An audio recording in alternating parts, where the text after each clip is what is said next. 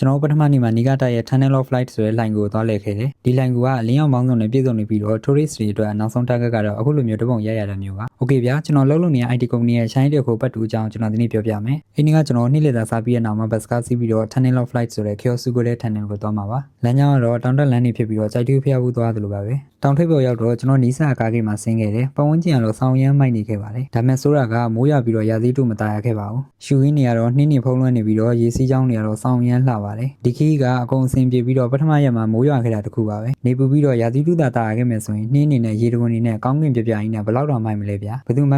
မဒီရှူကင်းနေကြတဲ့မှာသူမှပြေးလာတာကတော့ဆောင်းရမ်းမိုက်တယ်ဗျာကျွန်တော်ကားကိတ်ကနေ10မိနစ်ကျော်လောက်လမ်းလျှောက်ပြီးတဲ့နောက်မှာနောက်ဆုံးတော့ကျွန်တော်လှိုင်ကူပေါက်ဝါရှိကိုရောက်ခဲ့တယ်ကျွန်တော်အထဲဝင်ပြီးတဲ့နောက်မှာလက်မှတ်ရောင်းတဲ့ဆက်ကနေလက်မှတ်ဝယ်ရပါတယ်အလကားတော့ပေးမဝင်ဘူးဗျမိတ်ဆွေတို့အသေးစိတ်ပြောပြဖို့အတွက်ကျွန်တော် pamphlet လေးယူပြီးတော့အရှိဆက်မယ်အရှိနဲ့ဆက်တဲ့အခါမှာအမှတ်တရယူဖို့အတွက် stamp တွေထားရတယ်ပြီးတော့ဒီ line ကူရဲ့တမိုင်းကြောင်းနဲ့ကပြေးစာရေးထားပြီးတော့ဒီ line ကူကဆိုရင်325မီတာရှိပါတယ်မီတာ100လောက်လျှောက်ပြီးတော့225မီတာရောက်တဲ့အခါမှာဒီ line ကူရဲ့ပုံညံဆွဲထားတာလေးရှိပါတယ်ဒီကောင်က Tunnel of Light ဆိုတဲ့နာမည်နဲ့လာရောက်အလင်းအောင်ပေါင်းစုံနေနဲ့လှုပ်ထားတာပါပထမဆုံးရောက်တဲ့နေရာတော့ဒါ line ကူရဲ့ first platform ဆိုတဲ့နေရာပါဒီနေရာရဲ့ထူးခြားချက်ကဆိုရင်တောင်ကဆောင်းဆောင်းလေးဖြစ်နေပြီးတော့အောက်ကရေစီးချောင်းနေရာဆိုရင်တော်တော်လှပါတယ်ရှေ့နေနဲ့သွားတဲ့အခါမှာ flow လို့ခေါ်တဲ့ second platform ကိုရောက်ခဲ့တယ်ဒီနေရာကတော်တော်လေးမိုက်တဲ့အတွက်ကြောင့်ကျွန်တော်နဲ့ကျွန်တော် senior နဲ့နည်းနည်း shooting လေးလုပ်လိုက်တယ်ဒါကတော့ drop လို့ခေါ်တဲ့ third platform မှာတော်တော်လေးကိုမိုက်ပါတယ်လိုင်ကူထဲမှာခရီးဆက်နေရင်လည်းကျွန်တော်တို့နောက်ဆုံးသွားချင်ခဲ့တဲ့ Panorama Station ကိုရောက်ခဲ့တယ်အခုလိုမျိုးတပုံရိုက်ဖို့အတွက်ကိုဒီလိုင်ကိုလာကြတာပါကျွန်တော်ကုမ္ပဏီကလည်းဒါရောက်လက်စနဲ့ရှူကိုရှာရှင်ရိုက်ဖို့အတွက်အပေါ်တက်ပြီးတော့ group ပုံတပုံလောက်တော့ယူခဲ့တယ် Okay ကျွန်တော်လာခဲ့တဲ့ရွေးချက်ပြီးသွားပြီဆိုတော့ Panorama Station နှုတ်ဆက်ပြီးတော့ပြန်ပါမယ်